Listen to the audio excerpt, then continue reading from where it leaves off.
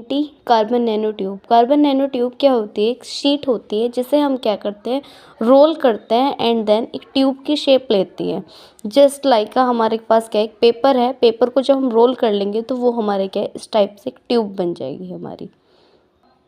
Just like CNT as a sheet of graphite rolled into a tube with bond at the end of sheet forming the bonds that the close the tube। इसमें क्या होता है, इसका diameter जो होता है वो nano range में होता है 2 से 5 नैनोमीटर तक, और जिस इसकी लेंथ होती है वो हमारी माइक्रो रीजन में होती है। CNT जो होता है एक 1 डायमेंशनल नैनो मटेरियल होता है जिसे हम नैनो वायर या नैनो ट्यूब, नैनो रोड भी कह सकते हैं। CNT क्या होता है, 2 टाइप के होते हैं, एक सिंगल वोल्ट नैनो ट्यूब और एक होती है multi volt nano tube. Single volt nano tube क्या होती है हमारी, ऐसे होते हैं जैसे एक वायर, एक पेपर है, इस पेपर को हमने रोल किया तो हमारा क्या बन गया, सिंगल नैनो ट्यूब बन गई। अगर बहुत सारे पेपर हम लेकर इस तरीके से रोल करें तो हमारी क्या बन जाएंगी, मल्टी वोल्ट नैनो ट्यूब्स बन जाएंगी। जस्ट लाइक आप मान सकते हो जैसे हमारा एक केबल होता है, केबल में क्या होता है, अंदर बहुत सारे वायर्स होते हैं इस तरीके से। अब आते हैं इनके सिंथेसिस करने के मेथड क्या होते हैं। 3 मेथड होते हैं, एक तो लेज़र वेपर डिपोजिशन, एक लेज़र एवोपोरेशन मेथड, एक हमारा आर्क मेथड, एक होता है vapour chemical vapour deposition method. Laser evaporation method क्या होता है हमारा, एक 2 फर्नेस होते हैं, 2 फर्नेस के बीच में क्वार्ट्ज ट्यूब को रखते हैं। क्वार्ट्ज ट्यूब को रखने के बाद उसमें एक ग्रेफाइट सोर्स रखते हैं, मतलब ग्रेफाइट का एक टुकड़ा रखते हैं, और इसमें लास्ट में हम ये क्या है, कॉपर कलेक्टर रखते हैं। इसके अंदर अर्गन गैस भरते हैं। जैसे जैसे हम टेम्परेचर बढ़ाएंगे वैसे वैसे जो ये ग्रेफाइट सोर्स है उसके एटम्स निकलना शुरू हो जाए। ग्रेफाइट किससे मिलकर बना होता है, कार्बन से, तो कार्बन एटम निकलना शुरू हो जाए। कार्बन एटम जैसे ही हमारे थोड़ा ऊपर जाएंगे तो हमारा वहाँ पर क्या रहेगा, हायर टेम्परेचर रहेगा। हायर टेम्परेचर से ऑटोमेटिकली हमारा लोअर टेम्परेचर में आ जाएगा, जो हमारे वाटर कूल्ड कॉपर कलेक्टर है यहाँ पर आके हमारा कलेक्ट हो जाएंगे। इसे ही कहेंगे हम क्या है, वेप लेज़र एवोपोरेशन मेथड। हमारे ये क्या है, कार्बन की शीट टाइप बन जाएगी, यहाँ पर हमारे क्या है, कार्बन एटम कलेक्ट हो जाएंगे। ओके, जैसे अब हम इसे पढ़ लेते हैं। Laser use to remove the carbon from graphite, when carbon remove from graphite it move from high temperature to low temperature, जो ऊपर बताया था। सेकेंड मेथड आता है हमारा carbon arc method. Carbon arc method क्या होता है, एक बीकर है, एक बीकर में हमने क्या है, 2 इलेक्ट्रोड रखे, एक ग्रेफाइट रोड होती है और एक हमारी मेटल रोड होती है, कोई मेटल रोड है। उसमें क्या है, अंदर हमने इलेक्ट्रोड भरा, उसके बाद हमने हीलियम भरा, किस पे, 500 टोर प्रेशर पर, और इसके अंदर हमने क्या है, दोनों इलेक्ट्रोड को किस में रख दिया, पोटेंशियल डिफरेंस पर, मतलब दोनों पे इलेक्ट्रिक फील्ड अप्लाई करी, वोल्टेज 20 to 30 वोल्टेज अप्लाई करी।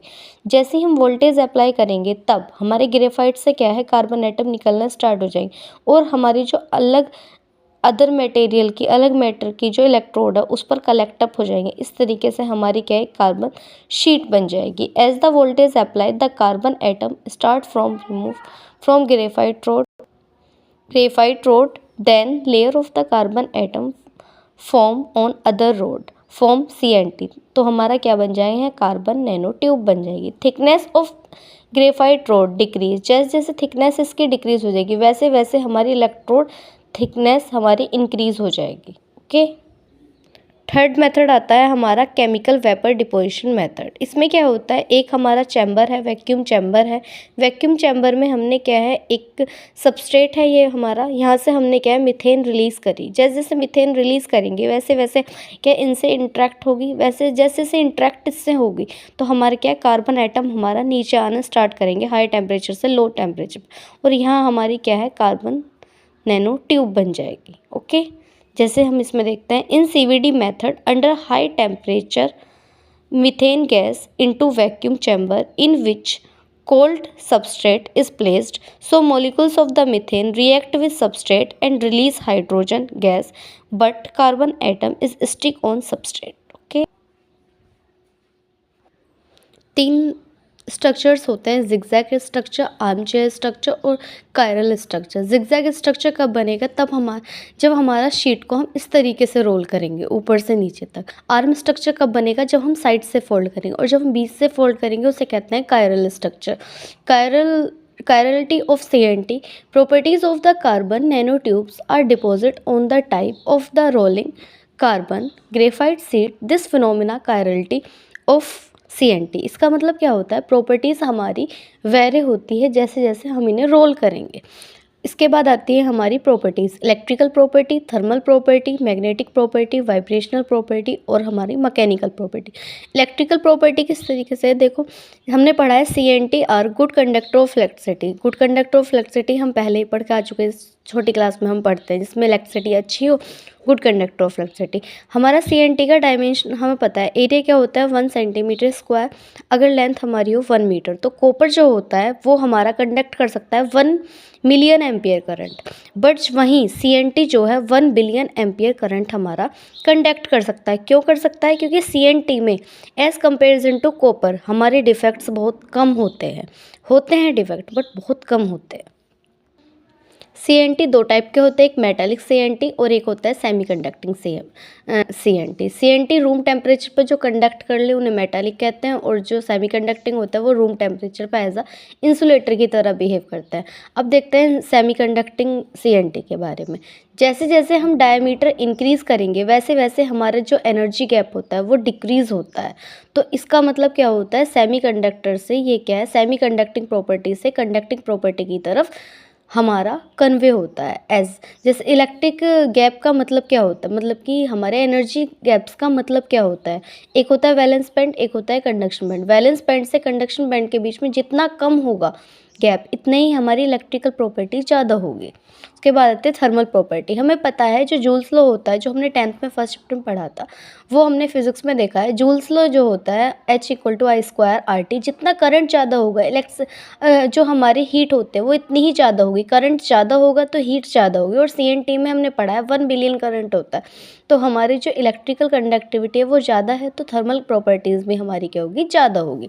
मैग्नेटिक प्रॉपर्टी आते हैं। मैग्नेटिक प्रॉपर्टी में हम पढ़ते हैं सबसे पहले magneto resistance effect. Magneto resistance effect क्या होता है, मैग्नेटिक फील्ड अप्लाई करने पर, CNT पर मैग्नेटिक फील्ड अप्लाई करने पर रेजिस्टेंस की वैल्यू में क्या चेंज आ रहा है। जैसे जैसे हम मैग्नेटिक फील्ड अप्लाई कर रहे हैं CNT पर, हमारा क्या है, जो हमारा रेजिस्टेंस होता है वो डिक्रीज़ हो रहा है, तो इसका मतलब क्या है, नेगेटिव मैग्नेटो रेजिस्टेंस इफेक्ट। अब आते हैं वाइब्रेशनल प्रॉपर्टी। वाइब्रेशनल प्रॉपर्टी क्या होता है, वाइब्रेशन होता है वाइब्रेशन ऑफ एटम। उसे जैसे कि हमारा क्या है, कोई भी सॉलिड है, सॉलिड में एटम तो हमारे मूव नहीं करेंगे, बट अपनी मेन पोजीशन पर वो क्या करते हैं, वाइब्रेशनल करते हैं। तो यही होता है हमारा वाइब्रेशनल मोड। हमारा वाइब्रेशनल मोड दो टाइप से हो सकता है, एक तो हो सकता है E2G से, एक हो सकता है A1G से। E2G क्या होता है, E2G होता है जब किसी, ये हम ले रहे हैं जो वो है ना हमारी CNT ट्यूब, उसका जो लास्ट पार्ट होता है, दिस वन यहाँ पर कंसिडर करेंगे हम। जो इसमें हमारे एटम्स होता है, कुछ एटम तो कॉन्ट्रैक्ट करते हैं, कुछ एटम हमारे एक्सपेंड करते हैं। हाफ ऑफ एटम कॉन्ट्रैक्ट करेंगे, हाफ ऑफ एटम हमारे क्या है, एक्सपेंड करेंगे, तो इसे कहते हैं हम E2G। और जो हमारे कुछ इसमें क्या होता है, कंप्लीट में एक तो एक्सपेंड करते हैं और एक कंप्लीट में हमारे क्या है, कॉन्ट्रैक्ट करते हैं, एक में हमारे एक्सपेंड करते हैं, इसे कहते हैं A1-2। तो हमारी क्या होता है, प्रॉपर्टी भी हमारी वेरी होते हैं, जैसे मोड ऑफ वाइब्रेशन होता है हमारा। जो E2G मोड है, वाइब्रेशन मोड है, उसमें अलग प्रॉपर्टी होगी। जो हमारी A1-2 मोड है उसमें हमारी प्रॉपर्टी अलग होगी। अब आता है हमारा मैकेनिकल प्रॉपर्टी। अब आता है हमारा मैकेनिकल प्रॉपर्टीज़। मैकेनिकल प्रॉपर्टीज़ हमने पढ़ा है यंग मॉडुलस। यंग मॉडुलस क्या होता है, स्ट्रेस अपॉन स्ट्रेन। स्ट्रेस क्या होता है, फोर्स अपॉन एरिया। स्ट्रेन क्या होता है, रेट चेंज इन लेंथ और ओरिजिनल लेंथ हमारी। यंग मॉडुलस क्या होता है, डायरेक्ट इन्वर्सली प्रोपोर्शनल है हमारी फ्लेक्सिबिलिटी पर। जितनी फ्लेक्सिबिलिटी ज़्यादा होगी इतनी यंग मॉडुलस की वैल्यू कम होगी। ओके, तो हमारा क्या है, जो CNT के लिए यंग मॉडुलस की वैल्यू है वो होते हैं 1.28 टेरा प्रेशर टू हमारा क्या पास्कल टू 1.8 टेरा पास्कल। इसमें क्या होता है, इसकी CNT की वैल्यू इतनी होती है। जो स्टील के लिए ले तो हमारी क्या होती है, यंग मॉडुलस की वैल्यू 0.21।